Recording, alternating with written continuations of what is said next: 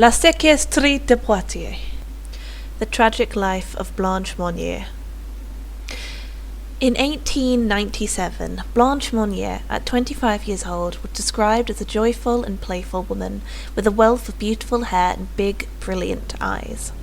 Mademoiselle Monnier lived with her widowed mother and older brother, Marseille, in 21 Rue de la Visitation in Poitiers, France. Although Blanche's father died in 1879, he left the Monniers a considerable fortune. Madame Monnier, her mother, was seen as an upstanding member of the community, even being awarded by the Committee of Good Works for generous contributions for the city. One day, Blanche met a man, somewhat older than her and an unsuccessful attorney. The two fell in love and saw each other in secret, fearing Blanche's mother's disapproval.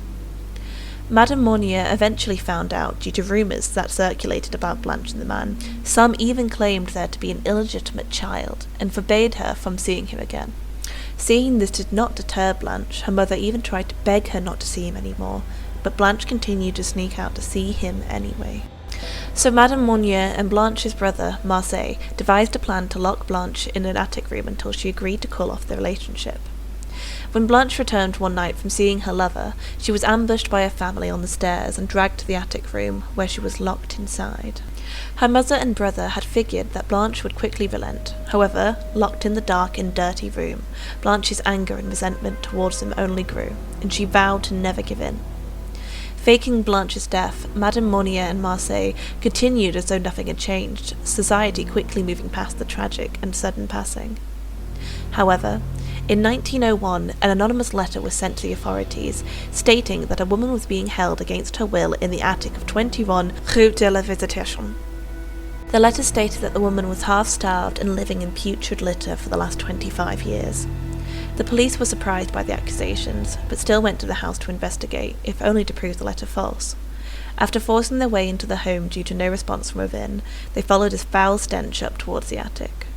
On finding the door locked, police broke down the door and found Blanche Monnier inside.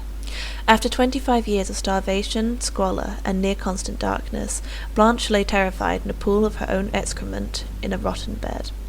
Although 49 years old, she only weighed 55 pounds and was described by a witness on scene as laying completely naked on a straw mattress. All around her was a sort of crust made from excrement, fragments of meat, vegetables, fish, and rotten bread. Bugs ran across the bed. The air was unbreathable. The odour given off by the room was so rank that it was impossible for us to stay any longer to proceed with our investigation. Blanche, scared and deranged, was rushed off to Hôtel Dieu Hospital in Paris. Initially, the doctors did not believe she would even live. Meanwhile, 75 years old Madame Monnier was found sitting calmly in the living room of her home at her writing table, poised and refined, Marseille standing beside her. Although Marseille claimed that Blanche was foul, angry, overly excited and full of rage, back at the hospital a very different picture of the woman was being painted. Blanche was thankfully bathed and clothed. She remarked how lovely it is to breathe fresh air, although she still held an aversion to the light due to being kept for so long in the dark. Doctors remarked on how calmly she behaved, never once flying into a fit of anger or acting erratically, as Marseille had claimed. He even tried to claim later that Blanche was insane and had never once tried to escape the locked room. However, according to court testimonies, Blanche was heard screaming and begging to be freed, clearly shouting out words such as police, pity, and freedom. One testimony stated hearing Blanche cry, "What have I done to be locked up? I don't deserve this horrible torture. God must not exist, then, to let his creatures suffer in this way, and no one to come to my rescue." Madame Monnier was arrested and charged, however died in hospital just 15 days into her sentence. Marseille was also sentenced to 15 months in prison. However, being a lawyer, he appealed and was unfortunately acquitted.